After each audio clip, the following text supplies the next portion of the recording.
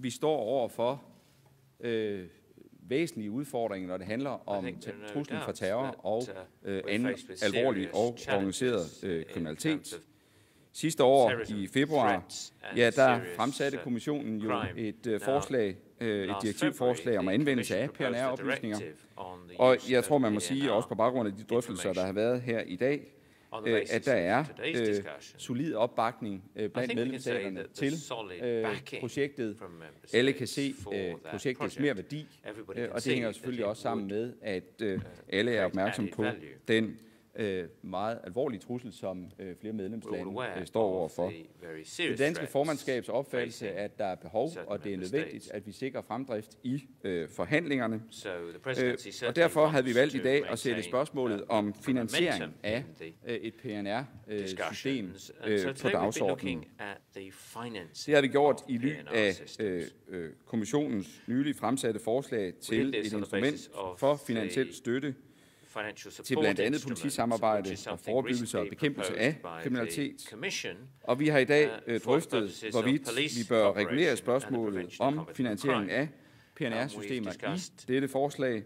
Og det har vi gjort med henblik på at sikre, at der kan skabes den fornødne sikkerhed for en substantiel finansiel støtte til etablering af sådanne systemer i medlemsstaterne.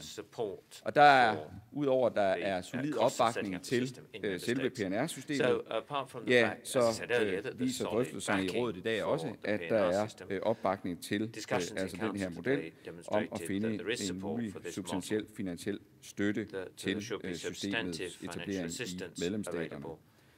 Så jeg er selvfølgelig meget tilfreds med som formand for rådet at få bekræftet punkt 1, at der er støtte til PNR-systemet, det er et vigtigt instrument, og der er støtte til, at vi kan gå videre af den vej, som vi har sat på dagsordenen i dag, når det handler om finansiering, og dermed få bragt projektet videre. Det er vigtigt, at vi får det her projekt videre. Så har vi under frokosten drøftet kommissionens grønbog om familiesammenføring fra november sidste år.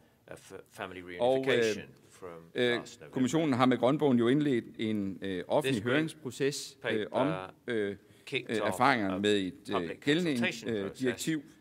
Det er vigtigt for mig at understrege, at der her alene var tale om en foreløbig politisk drøftelse, men jeg tror ikke, det er for meget sagt, at et af de fokusemner, der var under drøftelsen, det var et meget stærkt fokus på risikoen og behovet for at beskytte vores regler mod misbrug, når det handler om familiesammenføring. Og derfor så ser vi frem til, at høringsprocessen nu fortsætter, at vi kan fortsætte diskussionen om grønbogen, og det danske formandskab vil selvfølgelig gøre vores til, at den her diskussion også kan blive fremmet. Men som sagt, der var i dag alene tale om en foreløbig politisk drøftelse af spørgsmålet. Det skulle være mine indledende ord, og derefter vil jeg gerne give ordet til kommissæren for indre anliggender, Cecilia Malmström. I think I will speak in English. I would like to thank the Danish presidency and the minister for a very well organized meeting, ending in time and keeping our the speakings short and concise, and also for feeding us so well. We had a wonderful lunch, so thank you very much for giving us the best of the Danish cuisine. I will not dwell too much upon this because the Minister already described quite thoroughly what was said. We appreciate very much from the Commission side the morning discussion on solidarity, an important issue, not only in some sort of academic terms, but also concrete solidarity. The European Union today is showing solidarity in many ways, for instance in Greece, where basically all the European Union institutions, agencies and member states are active and contributing to help implement the action plan on asylum in Greece, and also have been active in helping to build up a functioning border system via the Rabbit operation, and will continue to do so in the future. I think there was in general a willingness to be solidaric and to show solidarity. Now, of course, we have to move on and to be even more concrete and to assemble the toolbox. It comprises many items. Of course, we have the financial part of this toolbox. We also have the the concrete support to the agencies, to the EASO, the Asylum Support Office, and Frontex, the border agency, where member states, in order for these agencies to do what they're asked to do, will need the contribution of member states' staff and expertise.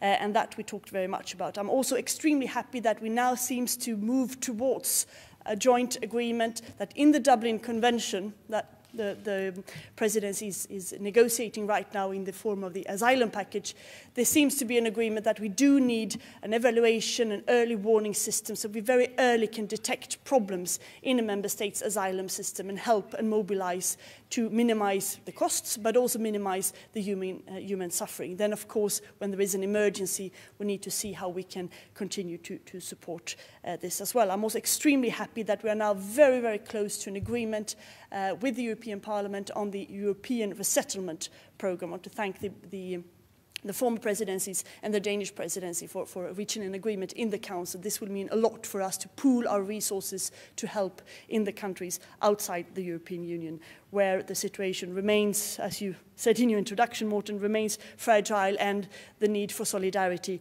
will be strong also in the future.